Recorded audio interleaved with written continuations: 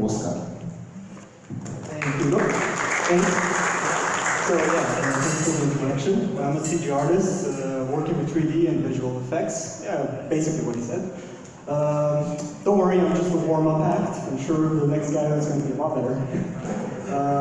So today I'll be going over some basics of modular design when modeling buildings or 3D objects or whatever. So first I'd like to show you what exactly that means. Well, what exactly I made of that. So here's a scene in Unity. I should have picked the daylight scene, obviously, because I hope you can see some of it.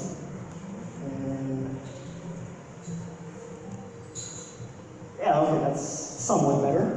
And basically, modular design is... Okay, so first I'll be talking about the basic guidelines on planning and modeling these things. Modular means that objects are made to fit together according to a common pattern. So just a few pieces can be reused multiple times to create a variety. So this is the basic idea of it.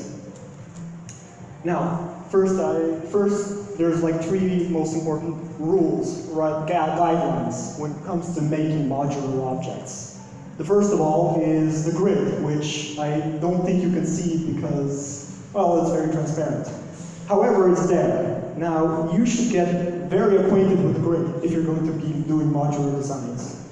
Because, well, it's the most important part. If it doesn't fit in the grid, it's not going to work. So, get acquainted with the grid. Marry the grid. And since we're working with a game engine, then you need to learn how its grid works. Since different engines have different systems, almost every modeling program or game engine has some sort of snap the grid function. And you'll be using that to create an environment as quick as possible. So that's the entire point. If it doesn't fit in the grid, then you're just wasting your time. In general, when I'm talking about just getting acquainted with the grid, I just mean building your objects in a way that they will fit into it, which means making objects with dimensions of full neat numbers. Nothing half, no decibels or anything like that. Okay, the second guideline is determine the basic unit. So this is very constricting. The grid is already constricting, but making a basic unit is simplifying your world or whatever you're going to be modeling into a single piece, into a single dimension that you're going to be reusing over and over and over again. Now, a basic unit should be the minimum size, which can connect to other units. For example, two types of walls, as shown over there, should share the same width, as they can both connect to the floor, which also shares the same width. So if a wall is size 1, then the floor should also be size 1. Obviously, this is constricting in the sense that you can only build one size. But no, because you can still go larger. Just be aware of your basic unit. Always have that in mind. Just a question, how many people here are 3D artists in the audience? Okay, great. I was actually kind of worried there. Okay, so you determine the basic unit and you build other models that match that basic unit. And if you want to build larger or smaller, you use the power of 2 measurements. A little bit of math. So when you so the power of 2 is basically taking the objects of which you have and apply that whatever that object is, whatever that unit or size is, and you apply that to the power of 2 as, and you multiply it by itself, or you divide it by itself. So as shown there, you can still create larger or smaller pieces. You just need to keep your unit in mind and multiply it or divide it by the unit.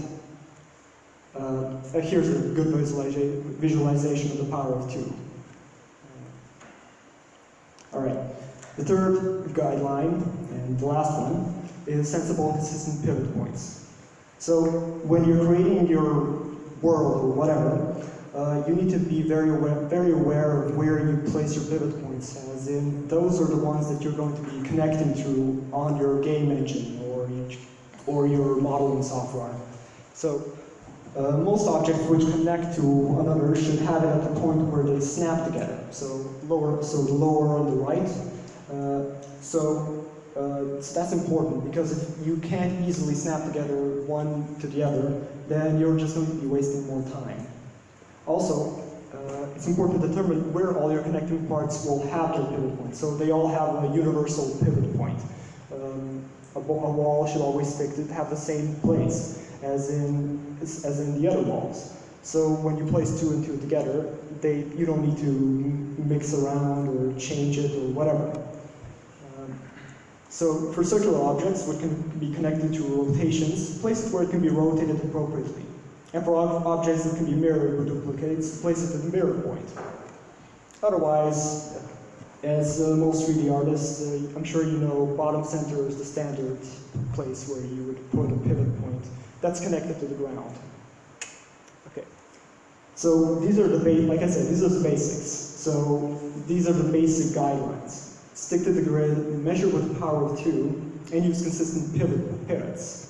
Now obviously, this is pretty restricting, as in, you can only make so much when you're creating these, when you're applying these guidelines. That's why these are just guidelines. These aren't like rules. So whenever you're modeling with whatever you're doing, keep that in mind. Yes, you're trying to make it as fast and efficient as possible, but you're also trying to make art, and art needs to be a bit freer than just stick to the grid. So what's important to you is that you utilize the guidelines and let them help you create something fast. Modularity is all about creating something fast and efficiently, but if it's not very efficient for your project, if your project doesn't call for any kind of modularity, and you need to have unique or organic or natural, chaotically placed objects, then no actual need for it. So next I'll go to my process of how I made it, or rather a very quick process of how I made it, and some basic tips on what not to do, and what to do, and what not to do. So, first of all, some references. I'm sure everybody in the room already knows this, but lots of references, plenty of wide and detailed shots, and once you have selected which parts you would like to model, select which elements you're going to be repeating and which elements are you going to be modeling. So on the far right, you'll see the one I chose, which later I blocked out in basic shapes, fleshed it out. Blocking out is very important, since you won't be completely using real life. You'll be blocking out, you'll be determining your basic unit, or whatever you're going to be repeating in the modular set. And after you've figured out what the blockouts will be, you can make the blockouts for the rest of the pieces, which will be connecting to the others. Here's the next one. Okay. So setting up your scene while creating the pieces. This is basically helps you immediately see what your scene needs. So let me show you here. So I started making this. I put this in Unity, set it up in blockouts. Immediately saw that it needed lights, it needed trees, it needed railings, it needed road bumps. So I started doing that. Started applying lights, applying additional windows and corridors and stuff like that.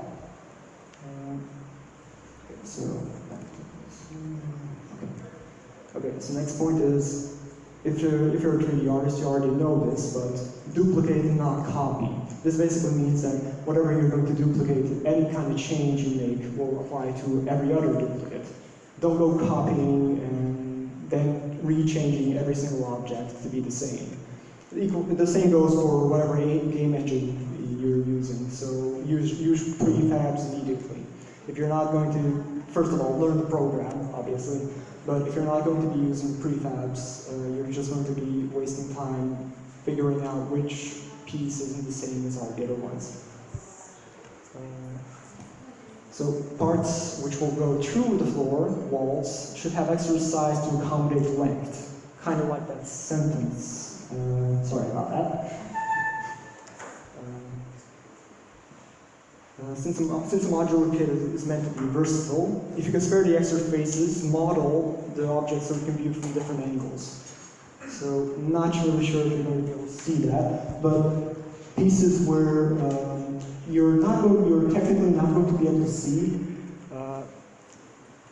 from like the back or the side, or faces which will probably be hidden when you completely build the entire set.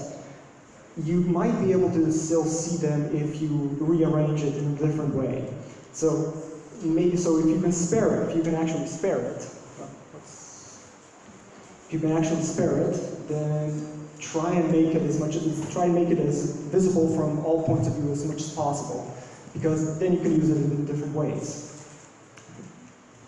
Obviously, seamless textures.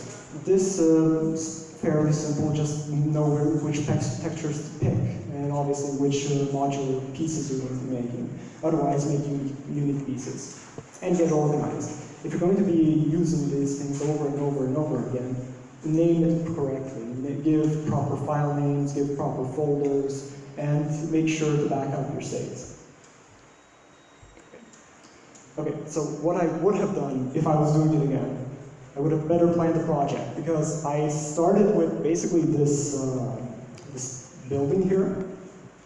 I was pretty satisfied with it, but then I kept on making stuff, and I don't even have most of the stuff here. Here's some of it, and here's something I made with some extra parts, mostly everything that was shown in the building. Here's some more, but yeah, this is all using the same exact kit that was made with this house. But afterwards, I started making stairs. I started making like little roof windows and streetwear, and it was never used. I don't even have any kind of renders for it because it's so unconnected to anything else. So I would have better planned the project to make it as complete and simple, small and simple, and not go overboard and without any kind of idea of what I'm doing. The third point was I would have imported and built the early blockhouse into the game engine, because when I assembled everything, it was all done in Blender. Then I put it into Unity and found that there was a lot of problems with it. It would have been a lot easier if I had just imported the FBX and just started export and built the entire thing in Unity, see how it works, see what doesn't work, and then just started reworking everything through reworking, there you go. So, oh yeah, and I would have made the pieces. That's another thing why I would have started in the game engine first. Because the original piece, the two pictures down there, the left is the original piece library. So the idea was that I was going to make every single piece separately, import it into Unity, and then construct the buildings in Unity, instead of the sensible option, which is making the cells in Blender first. I lost a lot of time just doing the left, and then I realized it's idiotic because Unity is not a modeling program and has a lot less versatility when it comes to construction like that. So that's why you have to stick to the grid, going back to it. Make it as simple and easy to use as possible. So you can have pieces like this, pieces on the right, and just place them into the game engine as quickly as possible, and have a building, or whatever you're going to build with, or whatever you're going to make. And, oh yeah, and for my last piece, just some videos and pages if you're looking for more information. Now, obviously, this was a super basic talk. I hope you got something out of it. If you're interested in more, please ask any questions, and please, if you want to know more from somebody who's more experienced, I'm sure every single one of these links can help you out, and I'll send them to you if you want it. Thanks. Any questions?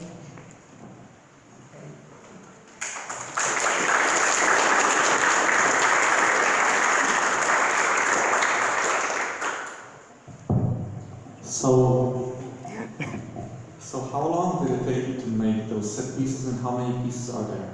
Oh man, you got me there. I was planning on counting all of them, but I kind of forgot to. Yeah, like I said, the original hold on, these, like the left one, the original pieces was something like 117. And those are, like I said, the original pieces. Like literally small pieces. I think, hold on. I think I made separately I made the little, right under the edges, the little squares, no, of course you can see. Okay, right under the edges of every building, there's like little squares, and I was planning on placing those things on Unity by itself, which was a stupid idea, but I didn't know that. So yeah, that's something I definitely wouldn't have done. So yeah, so 117 pieces. Now there's like, I think about 40,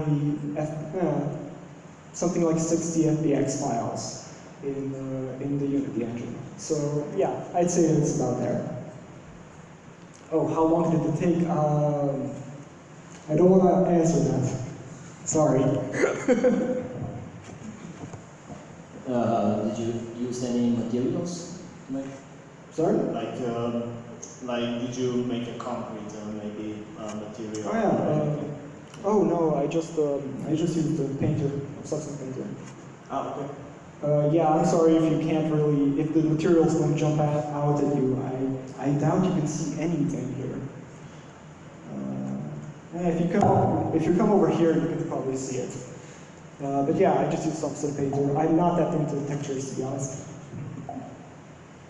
Did you UV the entire models as well? Yeah, every single one is supposed to be UV. That's why I generally used, for like the tiled ones, so the one that's connecting to another one, that should be as seamless as possible. Now, obviously, you can't make every single piece seamless, so you have to pick the right textures for it. You can't just, just pick the right textures for it, adapt it in Substance Painter, try and make it as seamless as possible. And if not that, you can, I saw this is a really good technique where instead of just making it seamless, you make it obvious that it's not seamless. So you make it obvious that, okay, here's the cut because that's where the building is cut. You don't have giant blocks of marble.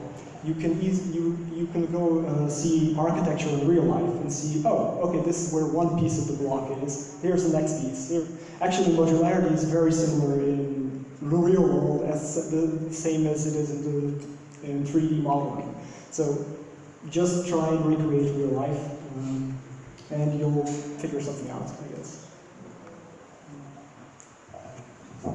Thanks for the talk. You're welcome. Did you try or maybe considered creating a tool for randomized buildings based on the set? Oh yeah, I saw that. There's like a procedurally generated buildings. Like you just determine, like in Houdini, you just determine how many a base kit.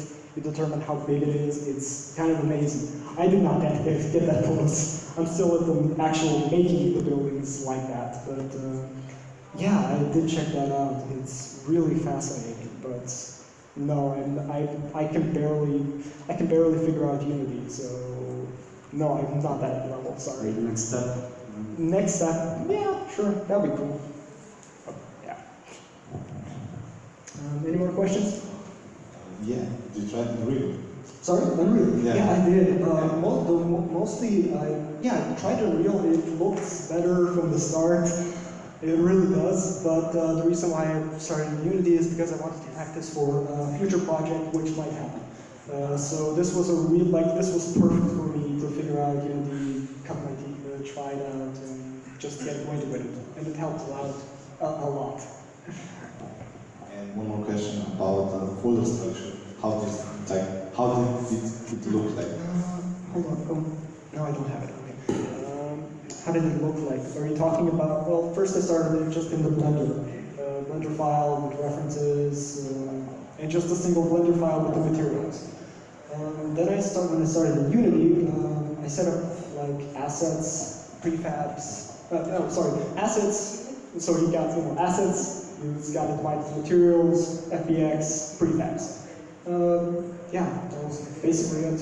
I thought that you were like some special, Right. window, right That, window. no, I separated, I misunderstood you.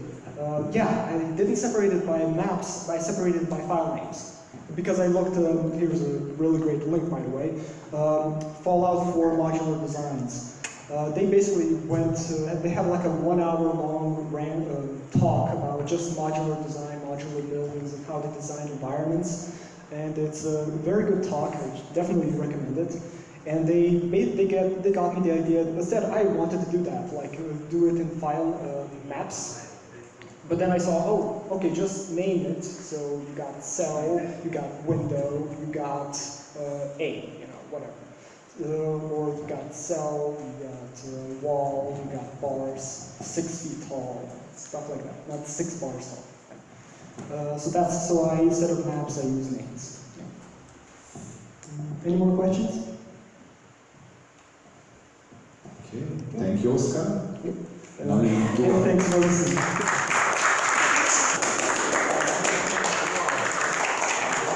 So hello guys, my name is Lucas Peinador. I'm a concept artist originally from Costa Rica, and I have been working in Slovenia for the past year and a half.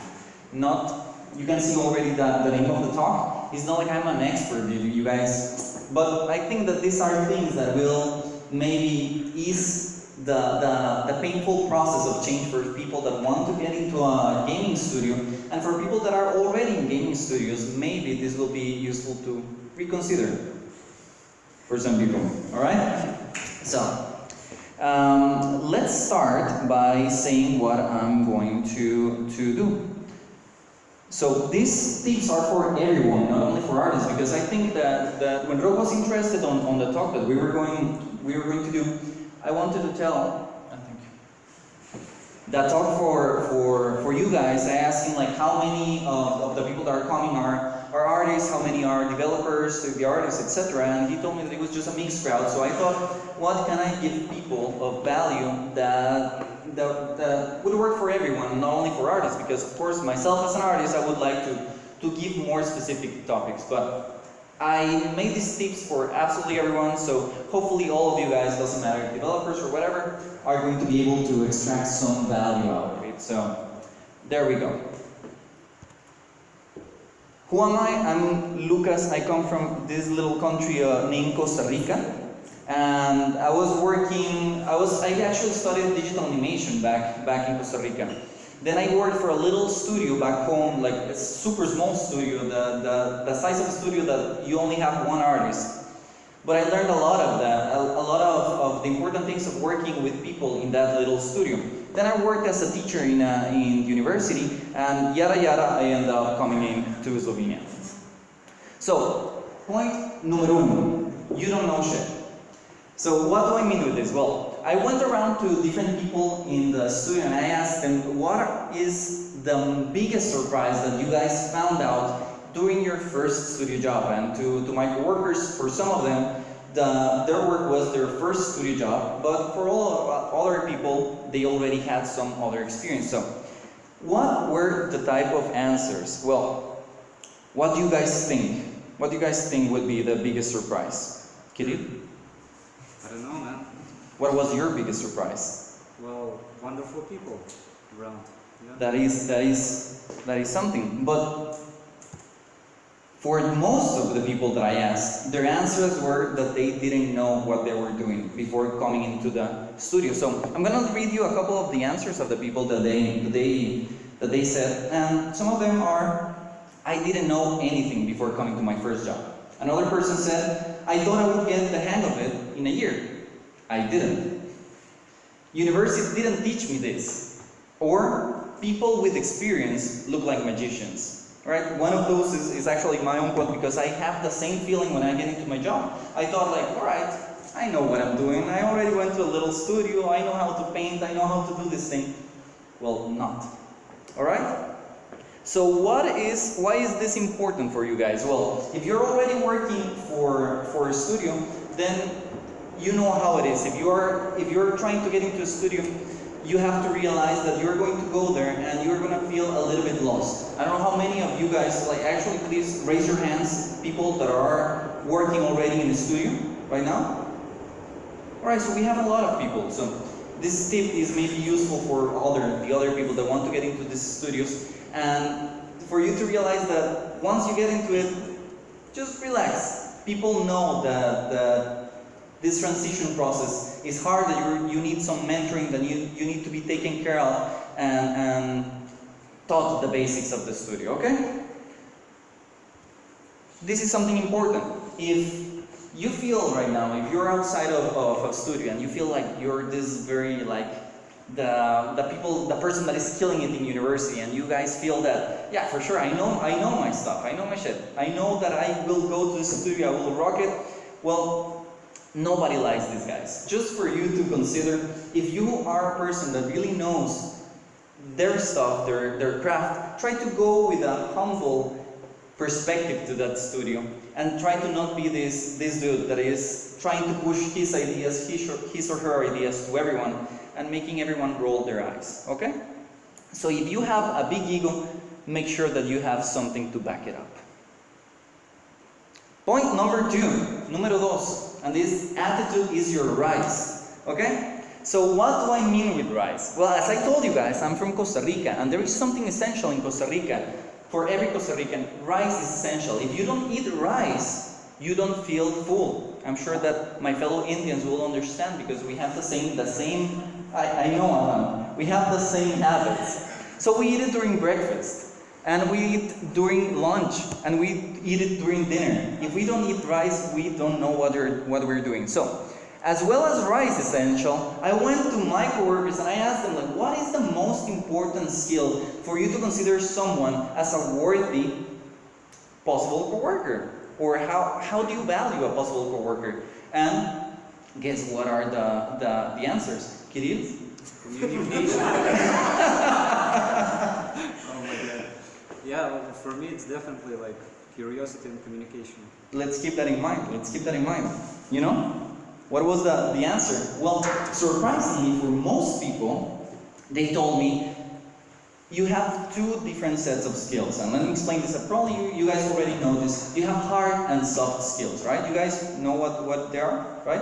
Doesn't matter. I will explain it either way. So, you have hard skills that are the ones that relate to your actual profession. So, for example, for a 2D artist, you need to paint fucking good. For a developer, you need to code fucking good, right? 3D modeler, module really fucking good, okay? So that's how it goes, but there is another layer of skills that would be arguably, or not arguably, objectively, more important than those hard skills. Because hard skills are easier to teach than soft skills. So let me show you these guys. So these are the hard skills: painting, coding, managing, designing, modeling, depending on the profession that you are. But you also have these ones. And these are the answers that I received from people, and look at that. Kirill said one of them, right? Curiosity. Attitude, excitement, passion, curiosity, and problem solving.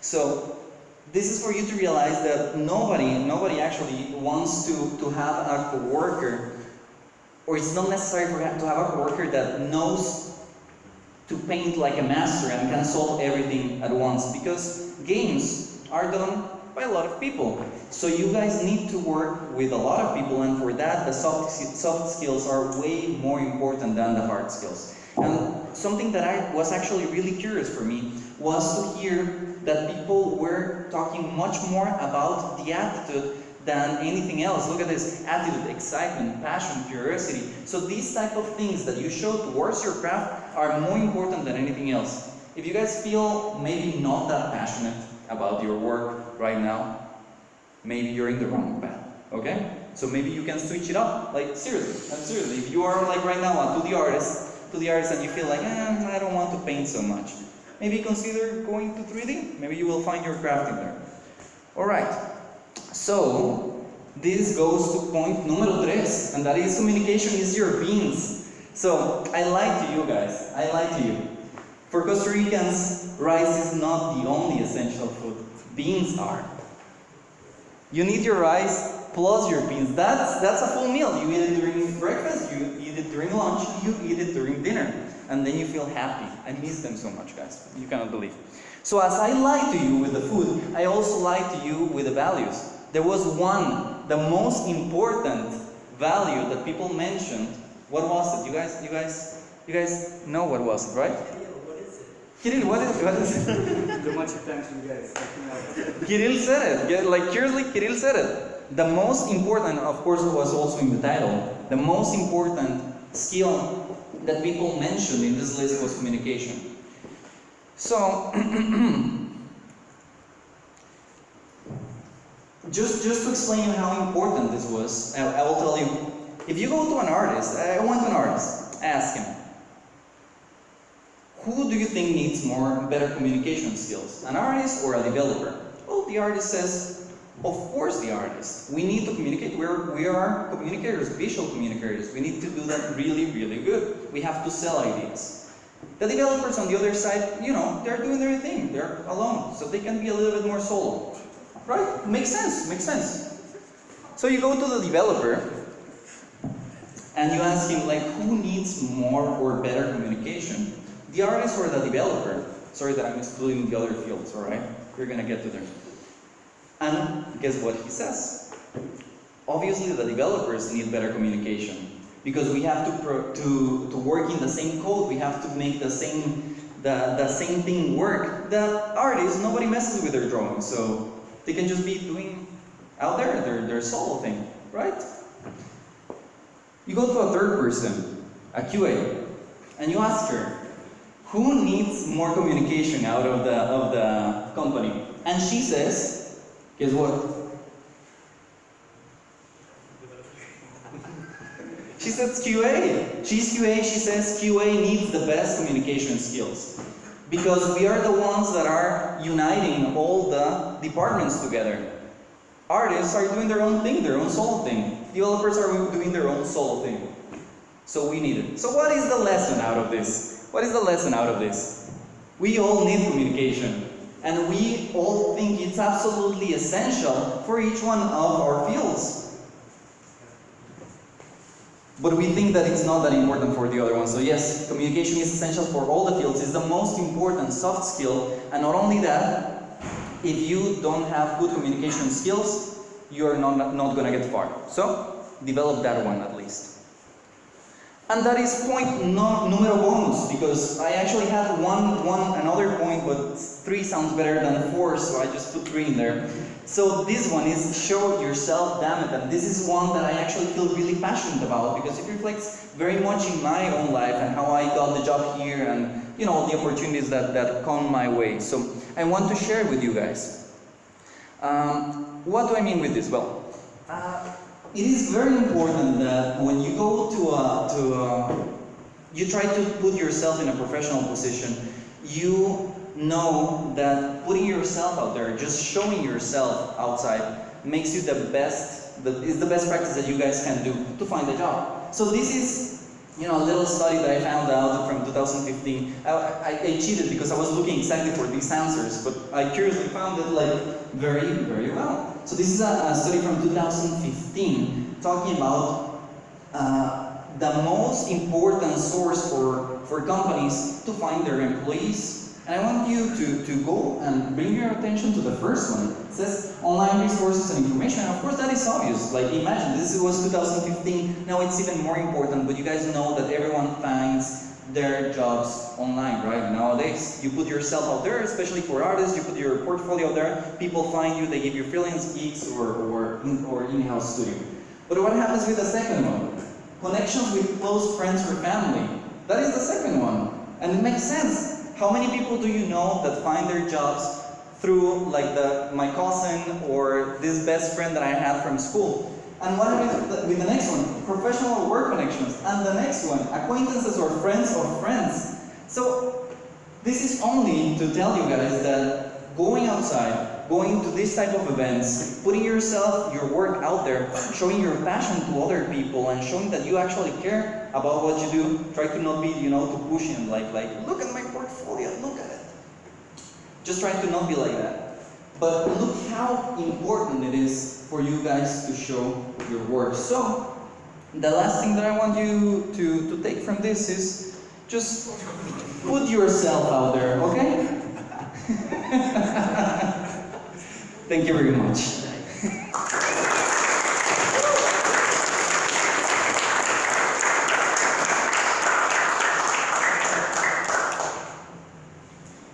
Questions?